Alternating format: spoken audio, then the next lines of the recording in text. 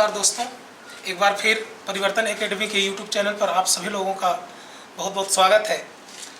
बच्चे, आज हम भारतीय राज्य व्यवस्था का या भारतीय संविधान का एक बहुत इम्पोर्टेंट टॉपिक कवर करने वाले हैं। वे टॉपिक जिससे ज़्यादा से ज़्यादा प्रश्न हर परीक्षा में पूछे जाते हैं और कहीं ना कहीं ये जो टॉपिक है ये संविधान में चर्चा का भी टॉपिक है। तो अब हम उस टॉपिक का नाम बता रहे हैं और उसके अंतर्गत जो भी विश्लेषण है उसको हम करते हैं। तो आप सुने होंगे भारतीय संविधान की प्रस्तावना, उसी प्रस्तावना को हम उद्देशिका भी कहते हैं, अर्थात उद्देशिका का रूपांतरित ही प्रस्तावना है। उद्देशिका को बदल के ही प्रस्तावना किया गया। उद्देशिका का नाम याद, उद्देशिका बोले या प्रस्तावना बोले कोई दिक्कत नहीं है, लेकिन उद्देशिका से प्रस्तावना कैसे हुआ इस बात पे भी चर्चा होगी जरूर। तो आपको पता होगा कि जब संविधान सभा का गठन हुआ और दो बैठकें हुई, पहली बैठक 9 दिसंबर 1946, दूसरी बैठक 11 दिसंबर 1946। इसके बाद संविधान सभा के समक्ष पंडित जवाहरलाल नेहरू द्वारा 13 दिसंबर 1946, इंपॉर्टेंट डेट है, याद रखिएगा। संविधान के परिप्रेक्ष्य में 13 दिसंबर 1946 को इन्होंने संविधान सभा के सामने उद्देश्य प्रस्ताव प्रस्तुत किया। अर्थात हमारा उद्देश्य क्या होगा, हम क्यों इकट्ठा हुए हैं, ये सभा क्यों बनी है, संविधान कैसा होना चाहिए। तो कहीं ना कहीं उसी उद्देश्य से एक प्रस्ताव प्रस्तुत किया गया, उसे हम कहते हैं उद्देश्य प्रस्ताव। 13 दिसंबर 1946 को पंडित जवाहरलाल नेहरू द्वारा। लेकिन ये जो प्रस्ताव है ये 22 जनवरी 1947 को संविधान सभा ने पारित किया या पास किया। अगर पूछेगा प्रस्तुत कब किए, 13 दिसंबर 1946, पास कब किए, 22 जनवरी 1947। अब आपको पता होगा, हम बात करते हैं प्रस्तावना की, तो प्रस्तावना से बड़े अच्छे क्वेश्चन, बड़े अच्छे लोगों के विचार के विषय में पूछ देता है। जैसे आपसे पूछता है संविधान का आत्मा किसे कहते हैं, संविधान का क्या कहते हैं, कुंजी किसे कहते हैं, तो ये प्रस्तावना को ही कहते हैं। बाबा साहब अम्बेडकर के अनुसार संविधान की आत्मा क्या है, तो अनुच्छेद नंबर 32 है। वही अगर पूछेगा कि महात्मा गांधी के अनुसार संविधान की आत्मा क्या है, तो वे आपका प्रस्तावना है। तो याद रखिएगा, अगर पूछेगा कि गांधी जी के अकॉर्डिंग संविधान की आत्मा किसे कहते हैं, प्रस्तावना को बाबा साहब अम्बेडकर के अनुसार अनुच्छेद नंबर 32, जिसको हम कहते हैं संवैधानिक उपचारों का अधिकार। इसके बाद अगर पूछेगा कि संविधान निर्माताओं ने किसे संविधान की कुंजी कहा है, तो प्रस्तावना को ही कहा है। इस चीज को याद रखना, संविधान निर्माताओं ने किसे संविधान की कुंजी कहा है, तो प्रस्तावना को ही कहा है। तो आखिर हम बात पर चर्चा जरूर करेंगे कि आखिर इतनी बात हम प्रस्तावनाओं के विषय में कर रहे हैं, कोई आत्मा कहता है, कोई कुंजी कहता है, तो आखिर इसमें बात क्या है। तो याद रखना कि संविधान हमारा कैसा होगा, संविधान में क्या क्या प्रावधान है, इन सभी बातों का, इन सभी तथ्यों का जो एक संक्षिप्त रूप रखा गया है वो आपके प्रस्तावना में रखा गया है। जैसे हमारा देश पंथ निरपेक्ष है, तो पंथ निरपेक्ष शब्द वो आपके संविधान प्रस्तावना में है। हमारा देश लोकतांत्रिक गणराज्य है, तो लोकतांत्रिक गणराज्य क्या है, प्रस्तावना में है। हमारा देश समाजवाद है, तो समाजवाद हमारे प्रस्तावना में है। हमारा देश अखंड है, वो भी कहाँ है, हमारे प्रस्तावना में है। हमारा देश संप्रभुत्व है, वो भी कहाँ पे है, प्रस्तावना में है। तो अगर हम प्रस्तावना से आपसे नहीं पूछता है कि प्रस्तावना बताइए, काफी लंबी चौड़ी है, हम भारत के लोग, भारत के संपूर्ण प्रभुत्व संपन्न समाजवाद, पंथ निरपेक्ष, ठीक है ना। इसके बाद पंथ निरपेक्ष लोकतांत्रिक गणराज्य बनाने के लिए तथा उसके समस्त जनता को न्याय, ठीक है ना, सामाजिक, आर्थिक एवं राजनीतिक विचार अभिव्यक्ति, इसके बाद विश्वास, धर्म और उपासना की स्वतंत्रता, प्रतिष्ठा, इस तरह करके बहुत बड़ा है, ठीक है ना। और इसको याद करने की जरूरत नहीं, इसमें जो शब्द है उसको याद करने की जरूरत है। तो अगर हम बात करेंगे कि संविधान सभा जो उद्देशिका बनाई, उसी के परिवर्तित रूप को हम प्रस्तावना कहते हैं। अब बच्चे हम बात कर लेते हैं कि यहाँ से क्वेश्चन क्या पूछता है, क्या क्या शब्द है, जरा हम उस पर चर्चा कर लेते हैं।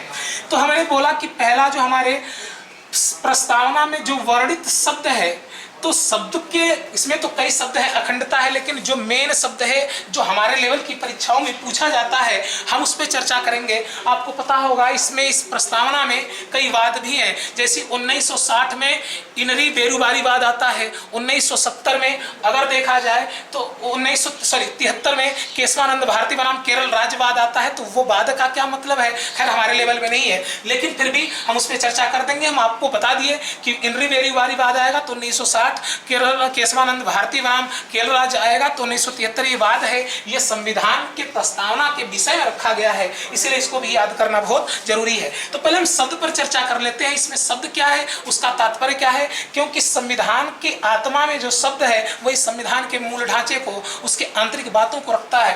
तो याद रखिएगा, एक बात और पूछता है कि संविधान की प्रस्तावना का प्रारंभिक शब्द क्या है, तो हम लिखते हैं हम भारत के लोग, अर्थात जो संविधान बना है, ठीक है ना, वो हमारे लिए बना है, हम भारत के लोग, उसका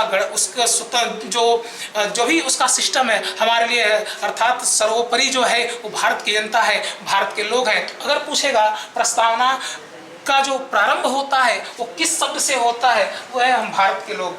इसके बाद हम शब्द पे चर्चा कर रहे हैं। शब्द में हमने पहला बोला पंथ निरपेक्ष, इसके बाद हम देखते हैं लोकतंत्र, इसके बाद देखते हैं समाजवाद, इसके बाद देखते हैं पंथ निरपेक्ष, लोकतंत्र, समाजवाद, संप्रभुता, ठीक है ना। ये शब्द है हमारे, बहुत ये क्वेश्चन पूछता है। इसके बाद एक अखंडता आता है, ठीक है ना, हम अभी बताएंगे संशोधन जब पढ़ाएंगे। तो पंथ निरपेक्ष का तात्पर्य क्या है? पंथ मतलब होता है एक धर्म, लेकिन धर्म और पंथ अलग है, क्योंकि हमारे लेवल में इतना नहीं है, इसलिए हम इसको टच नहीं करेंगे। नहीं तो अभी कई किताबों में लिखा होता है धर्म निरपेक्ष, लेकिन वस्तुतः में मेरे भाई ये पंथ और धर्म का जो विस्तार है, जो शाब्दिक अर्थ है, वो बिल्कुल अलग है, लेकिन हम यहाँ धर्म से ही इसको कवर करते हैं। पंथ निरपेक्ष का मतलब होता है, निरपेक्ष का मतलब होता है न्यूट्रल, उदासीन, अर्थात भारत धर्म के विषय में बिल्कुल उदासीन है, अर्थात वह अपना धर्म, मतलब भारत देश का कोई धर्म नहीं है, लेकिन फिर भी वह सभी धर्मों को एक्सेप्ट करता है, सभी धर्मों का सम्मान करता है, सभी धर्मों की सुरक्षा करता है। तो याद रखिएगा, पंथ निरपेक्ष का मतलब होता है भारत किसी धर्म को नहीं मानता है, बल्कि सभी धर्मों का रिस्पेक्ट करता है, सभी धर्मों को सुरक्षा प्रदान करता है। तो अगर पूछेगा विश्व का प्रथम राष्ट्र बताइए जो कि पंथ निरपेक्ष राष्ट्र अपने को घोषित किया था, वो है USA, United state of America. इस चीज को याद रखना। इसके बाद हम लोकतंत्र की बात करते हैं। देखो, लोक मीन्स होता है जनता, तंत्र मीन्स होता है शासन। अगर हम देखें तो प्रतिनिधि मूलक प्रजातंत्र भी इसको हम कह सकते हैं, अर्थात यहाँ पर इस भारत देश में लोकतंत्र है, तो लोकतंत्र का मतलब है कि यहाँ पर जनता का ही शासन है। अब कहोगे सर जनता का कौन जनता शासन करती है? अरे भैया, हम लोकसभा और विधानसभा के सदस्यों को अपना अमूल्य मत देते हैं, तब वो विधानसभा में पहुंचते हैं और लोकसभा में पहुंचते हैं, अर्थात उनके पीछे जो शक्ति होती है, जो पावर होता है, वो हमारा ही होता है। तो लोकतंत्र का मतलब होता है जनता का शासन। वही हम बात करते हैं समाजवाद, ये बहुत इंपॉर्टेंट टॉपिक है, ठीक है ना। हम पहले चर्चा कर लेते हैं कि समाजवाद को हम जो शब्द है इसको किस परिप्रेक्ष्य में देखेंगे बच्चे। तो याद रखना कि जो समाजवाद है इसे राजनीतिक शब्द भी कहा जाता है और आर्थिक अर्थव्यवस्था वाला शब्द भी कहा जाता है, क्योंकि जब अर्थव्यवस्था पढ़ेंगे तो वहां पे पूंजीवादी मिश्रित समाजवादी आता है। तो कहीं ना कहीं ये आर्थिक शब्द भी है, वहीं राजनीतिक जब पढ़ेंगे तो राजनीतिक में भी समाजवाद है। तो पहले हम चर्चा कर लेते हैं कि समाजवाद का जिक्र कहाँ मिलता है। तो समाजवाद का सबसे पहला जो जिक्र है, प्लेटो जो महान दार्शनिक थे, उनकी पुस्तक का नाम है रिपब्लिक। उन्होंने उसमें समाजवाद को बिल्कुल समझाया है। उन्होंने समाजवाद को इस कदर समझाया, उन्होंने कहा कि समाज में किसी एक व्यक्ति विशेष के पास संपदा अधिक नहीं होनी चाहिए, ठीक है ना। अगर वो संपदा राजा के पास होगी तो राजा के संपदा पर सभी लोगों का अधिकार बराबर होगा। इस तरीके से उन्होंने समाजवाद को दर्शाया है। लेकिन उनके बाद एक और महान दार्शनिक आते हैं, बड़े खतरनाक प्रकृति के हैं, उनका नाम है कार्ल मार्क्स, और उन्होंने भी समाजवाद व्यवस्था को, समाजवाद शब्द को दर्शाया है। और उन्होंने कहा है कि पूंजीवादी व्यवस्था को खत्म कर देना ही समाजवाद है, ठीक है ना। अर्थात उन्होंने पूंजीवाद को खत्म करने की बात कही है, इसीलिए और सबसे ज्यादा विस्तार समाजवाद का प्रचार व्याख्या उन्होंने किया, इसीलिए समाजवाद को मार्क्सवाद भी कहा जाता है। याद रखना। तो अगर पूछेगा समाजवाद घोषित, अपने को समाजवाद घोषित करने वाला सबसे पहला देश कौन सा है? रूस है। इसके बाद हमारे देश में आया ये समाजवाद का जो भी वर्ड है। अब हम संप्रभुता की बात कर लेते हैं। संप्रभुता काफी इंपॉर्टेंट चीज है, इसको याद रखना।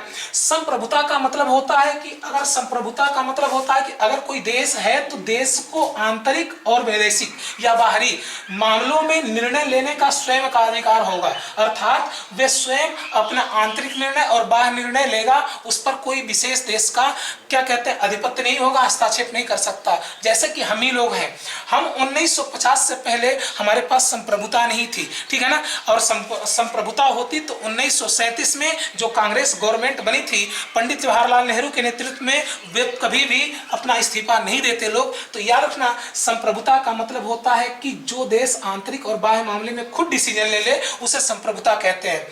अब याद रखना बच्चे कि ये 4 वर्ड हमसे कई बार क्वेश्चन इसका शाब्दिक अर्थ पूछ लेता है। पंथ निरपेक्ष, लोकतंत्र, समाजवाद, संप्रभुता। एक बात और जरा मैं उसको छोड़ रहा था, प्रस्तावना। याद रखना, जो प्रस्तावना की भाषा है वो ऑस्ट्रेलिया से लिया गया है। कहां से लिया गया है? ऑस्ट्रेलिया से। वही अगर पूछेगा प्रस्तावना का विचार कहां से लिया गया है, तो अमेरिका से लिया गया है। इस चीज को याद रखना कि प्रस्तावना की भाषा ऑस्ट्रेलिया, प्रस्तावना का विचार या सोच वो कहां से लिया गया है? अमेरिका से लिया गया है। यह शब्द का अर्थ है। अब हम बात कर लेते हैं कि इससे और भी क्या क्वेश्चन बनते हैं। आपको पता होगा कि हमारे भारतीय संविधान में एक बहुत बड़ा संशोधन हुआ था, जिसको हम कहते हैं 42वां संविधान संशोधन 1976। उस समय कांग्रेस पार्टी की सरकार थी और जो प्रधानमंत्री थी वो थी श्रीमती इंदिरा गांधी। श्रीमती इंदिरा गांधी के नेतृत्व में, ठीक है ना, कांग्रेस श्रीमती इंदिरा गांधी के नेतृत्व में अगर देखा जाए तो 42वां संविधान संशोधन हुआ। और 42वां संविधान संशोधन में लगभग 18 जो भी विषय हैं उनमें परिवर्तन किया गया। उसमें एक आपका प्रस्तावना भी है। प्यारा सा क्वेश्चन पूछता है, अब तक ये बताइए प्रस्तावना में कितनी बार परिवर्तन हुआ है या संशोधन हुआ है? तो एक बार। कब हुआ है? 42वां संविधान संशोधन 1946 में। तो अगर बात करें 42वां संविधान संशोधन 1946 की हम बात करते हैं, तो याद रखना बच्चे कि उस समय इसी प्रस्तावना में 3 नए शब्द जोड़े गए थे, ठीक है ना। वो पहला शब्द है समाजवाद। बहुत याद रखिएगा, इसको कई बार क्वेश्चन आपका पूछता है। समाजवाद, पंथ निरपेक्ष पहले नहीं था, बाद में जोड़ा गया। इसके बाद अखंडता। ये जो तीनों शब्द है ना, ये 42वां संविधान संशोधन, याद रखना 42वां संविधान संशोधन 1976 में जोड़ा गया। किसके द्वारा, किसके नेतृत्व में सरकार थी कांग्रेस की? वो इंदिरा गांधी की सरकार थी। इसके बाद अगर देखा जाए तो कुछ और संशोधन इसमें किए गए हैं, मैं इसको लिंक कर देता हूं। समाजवाद का अर्थ बता चुके हैं, पंथ निरपेक्ष, अखंड मतलब आप जानते हैं कि भारत एक अखंडता बनी हुई है। तो अगर हम बात कर लें कि इसमें एक और जानते हैं 42वां संविधान संशोधन को हम लघु संविधान या मिनी संविधान भी कहते हैं। तो क्वेश्चन पूछेगा कि हम लघु संविधान किसे कहते हैं? 42वां संविधान संशोधन जो किया गया उसे लघु संविधान भी कहते हैं। और इस समय आप जानते हैं कि देश का जो प्रकृति थी, जो माहौल था, बड़ा क्रिएटिव हो चुका था, क्योंकि इसी के इर्द गिर्द आप देखेंगे तो कहीं ना कहीं राष्ट्रीय आपात की भी चर्चा थी। अब हम बात कर लेते हैं कि और दूसरा क्या हुआ था बच्चे, याद रखना। पहला तो हम बता दिए कि प्रस्तावना में संशोधन हुआ था, 3 नए शब्द जोड़े गए थे। दूसरा ये हुआ था कि जो लोकसभा और विधानसभा सदस्य का कार्यकाल होता है वो होता है आपका 5 वर्ष। तो इंदिरा गांधी की सरकार ने उसे कर दिया 6 वर्ष। अब याद रखना कि 5 वर्ष था, 6 वर्ष कर दिया, लेकिन उसके तुरंत बाद इंदिरा गांधी की सत्ता चली जाती है, जनता दल की सरकार बनती है मोरारजी भाई देसाई के नेतृत्व में। और मोरारजी भाई देसाई के नेतृत्व में 44वां संविधान संशोधन 1978 प्रस्तुत होता है, जिन्होंने फिर इसको 5 वर्ष से 6 वर्ष कर देते हैं। तो 5 वर्ष से 6 वर्ष जब किया गया, वो 42वां संविधान संशोधन में फिर से 6 से 5 कर दिया गया 44वां संविधान संशोधन में। इस चीज को याद रखना। इसके बाद एक और उसमें संशोधन होता है, अनुच्छेद नंबर 356 के अंतर्गत जो आपात लगता है तो उसकी अवधि 6 माह तक होती है, ठीक है ना। 6 माह से 1 साल के लिए कर दिया गया। तो ये संविधान संशोधन आप याद रखिएगा, बहुत इंपॉर्टेंट है।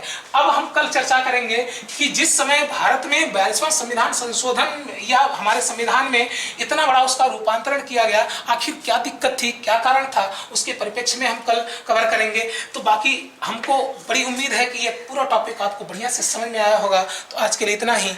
जय हिंद, जय भारत।